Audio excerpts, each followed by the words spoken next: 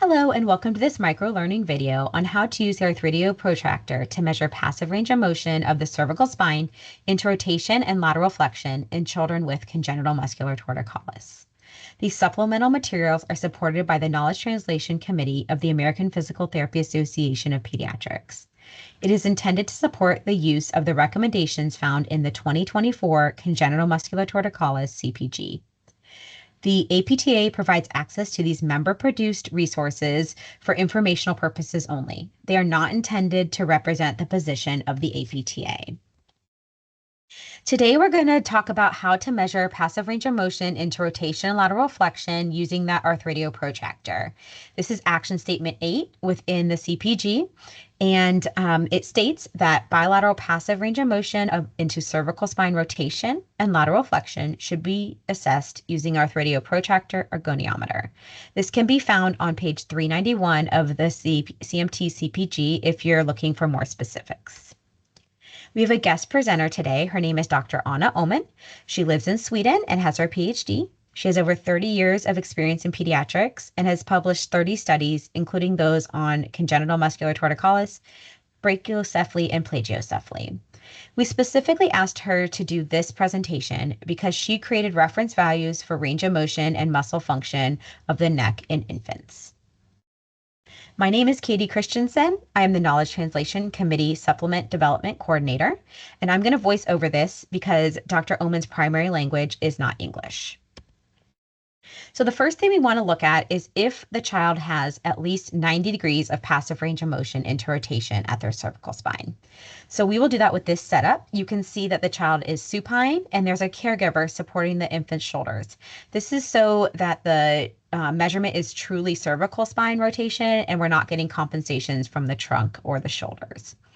The Arthrodial Protractor is set up over the infant's neck, and the 90-degree mark is in line with the infant's shoulder. The PT is supporting the neck and the head of the infant and is going to do the passive rotating of the spine. We're going to check to the left and the right.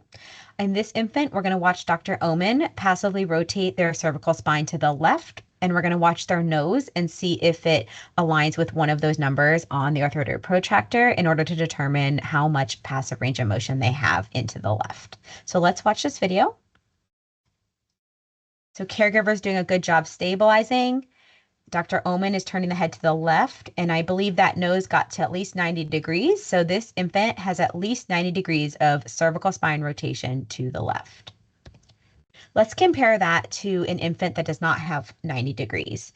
So in this video, you're going to watch Dr. Oman turn this infant's head to the right, and we're going to watch their nose and see which number it aligns with.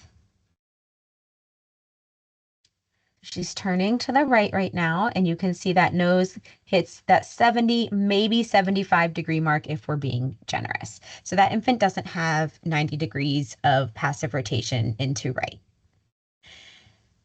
Dr. Oman found in her study that the average passive range of motion to rotation for infants is 110 degrees. So in that original setup, we aren't able to measure past 90 degrees. So we need a different setup.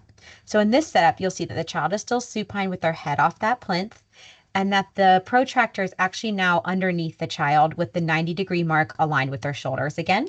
And then Dr. Oman is going to rotate this child's spine to the left, and we're going to look at where that nose aligns with that protractor. So here she goes. I would say it gets to about that 80 mark, which means that this child has 100 degrees of left passive range of motion of its cervical spine. We also can use the Arthrodial Protractor to measure a lateral flexion.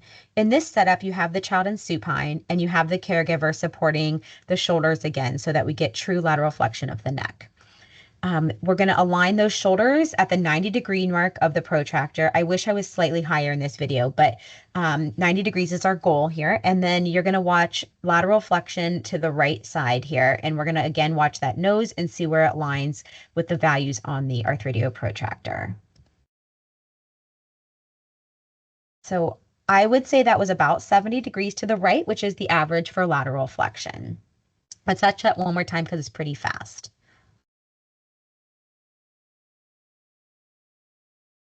We found with lateral flexion, there's a lot of pitfalls that can make this measurement inaccurate. So we just wanted to show you a few of those for your reference.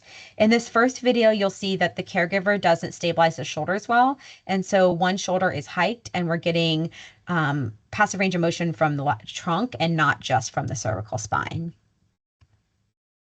So see how that right shoulder is really elevating and is coming up to like that 20-degree mark. So we are giving her 20 degrees more of lateral flexion than she actually has. In this second video, this infant is too far low in the protractor. So you can see what happens here. So when I passively laterally tilt her, you can see that it looks like she has 90 degrees. Yeah, she doesn't have 90 degrees of lateral flexion. She's just slid down here. And so it aligns incorrectly. So that's something to be careful of as well. So thank you for listening to this micro video. We appreciate your time.